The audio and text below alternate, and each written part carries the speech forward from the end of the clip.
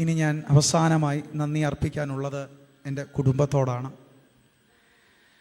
വാക്കുകൾ പറയുമ്പോൾ വൈകാരികമായി പോകും എന്നെനിക്കറിയാം. അതുകൊണ്ട് തന്നെ ഞാൻ അതിനെ നിയന്ത്രിച്ചുകൊണ്ടായിരിക്കും സംസാരിക്കുന്നത്. ഞാൻ ഒരു സുപ്രഭാതത്തിൽ വീട്ടിലേക്ക് കടന്നു വന്ന് എൻ്റെ അപ്പനോടും അമ്മയോടും പറയുകയാണ്, ഞാൻ സെമിനറിയിൽ പോകാൻ പോവുകയാണെന്ന്. ഞാൻ വിചാരിച്ചവരതൊരു തമാശയായിട്ടെടുത്ത് അതങ്ങ് ഉഴപ്പി വിടുമെന്ന്. പക്ഷേ ദൈവത്തിൻ്റെ പരിശുദ്ധാത്മാവിൻ്റെ പ്രവർത്തനം എന്ന് പറയുന്നത് അത് വളരെ വളരെ ഗൗരവമായി എടുത്ത് അവർ മാറി മാറി നിന്ന് കരയുകയായിരുന്നു. അന്ന് എൻ്റെ അമ്മ എന്നോട് ചോദിച്ചൊരു ചോദ്യമുണ്ട്, നീ പോയാൽ ഞങ്ങൾക്ക് ആരാ ഉള്ളതെന്ന്. അന്ന് എനിക്ക് ഉത്തരം കൊടുക്കാൻ പറ്റാതെ എൻ്റെ വീട്ടിലെ ചുവരിൽ ചാർത്തിയിരുന്ന തിരുഹൃദയത്തിൻ്റെ ആ ഫോട്ടോയുടെ ഈശോയുടെ തിരുഹൃദയത്തിലേക്ക് നോക്കി ഞാനൊന്നിരുന്നു. ഒരു ഉത്തരം എനിക്ക് കൊടുക്കാൻ സാധിച്ചില്ല അന്ന്. പക്ഷേ എങ്കിൽ ഇന്ന് 8-9 വർഷം കഴിഞ്ഞ് ഈ ബലിപീഠത്തിൽ നിന്ന് ഞാൻ കുർബാന അർപ്പിച്ചിട്ട് ഇവിടെ നിൽക്കുമ്പോൾ എൻ്റെ അമ്മ അന്ന് ചോദിച്ച ചോദ്യത്തിന് ഉത്തരം ഇതാണ്: മുറിക്കപ്പെടാതെ ബലിയില്ല. കർത്താവ് കാൽവരിയിൽ മുറിഞ്ഞാണ് ബലി അർപ്പിച്ചത്. നിങ്ങൾ മുറിച്ചത് കൊണ്ടാണ് ഈ ദൈവജനത്തിനൊരു പുരോഹിതനെ ലഭിച്ചത്. നിങ്ങളുടെ മുറിവുകൾ, നമ്മുടെ കുടുംബത്തിൻ്റെ ആ മുറിവ് തിരുസഭയ്ക്ക് അലങ്കാരമാകട്ടെ. കാൽവരി കുരിശിൽ അവസാനിച്ച് തീർന്നതല്ല കുരിശിലെ ബലി എന്ന് നമ്മുടെ കുടുംബത്തിൽ എല്ലാവരും ഓർക്കണമെന്ന് ഞാൻ ആഗ്രഹിക്കുന്നു.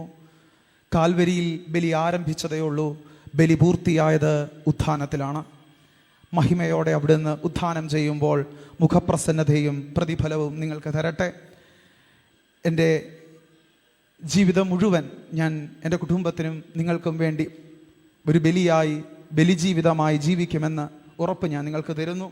എൻ്റെ സഹോദരി എൻ്റെ എല്ലാ ആവശ്യങ്ങൾക്കും എനിക്ക് ഓടിച്ചെല്ലാകുന്നത് എൻ്റെ സഹോദരിയാണ്. സഹോദരിയോടുള്ള ഹൃദയംഗമമായ നന്ദിയും സ്നേഹവും രേഖപ്പെടുത്തുന്നു.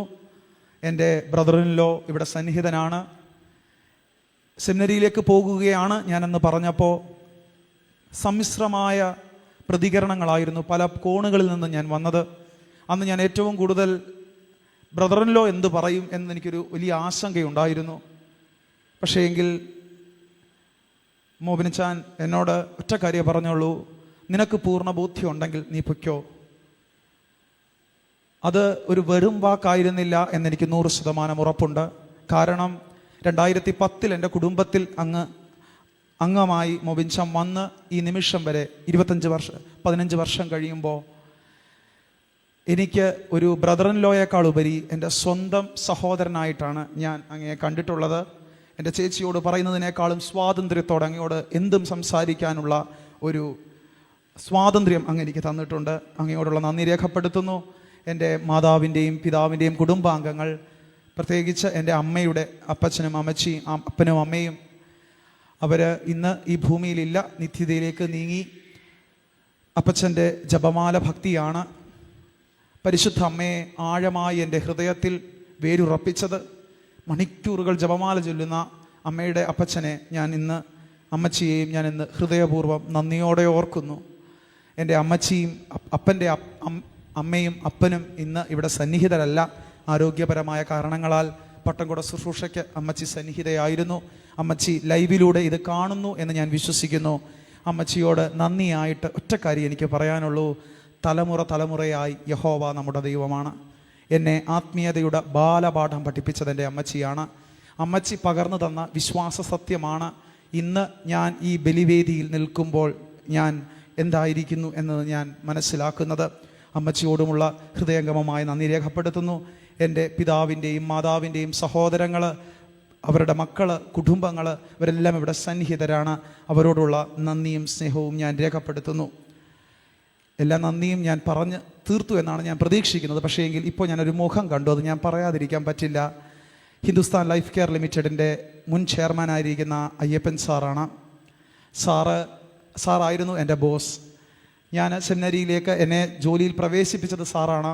ഞാൻ സെമിനറിയിലേക്ക് പോകുന്നു എന്നറിഞ്ഞപ്പോഴും അതിനെ ആ പക്വതയോടെ മനസ്സിലാക്കുകയും പലരും എന്നെ എൻ്റെ കമ്പനിയിലും ഉന്നത ഉദ്യോഗസ്ഥർ വരെ പലപ്പോഴും ഉൾക്കൊള്ളാൻ സാധിക്കാതെ ബുദ്ധിമുട്ട് പറഞ്ഞപ്പോൾ ഇന്ത്യയിലെ ഏറ്റവും വലിയ പൊതുമേഖലകളിൽ ഒന്നായ HLL ലൈഫ് കെയർ ലിമിറ്റഡിൻ്റെ അന്നത്തെ ചെയർമാനായിരുന്ന ഞങ്ങളുടെ എല്ലാം പ്രിയങ്കരനായ അയ്യപ്പൻ സാറ് വളരെ പക്വതയോടെ അതിനെ കണ്ടു. സാറിനോടൊപ്പം നമ്മുടെ ഇടവകം കൂടിയായ ബാബു തോമസ് സാറും അന്ന് ഡയറക്ടർ മാർക്കറ്റിംഗ് ആയിരുന്നു.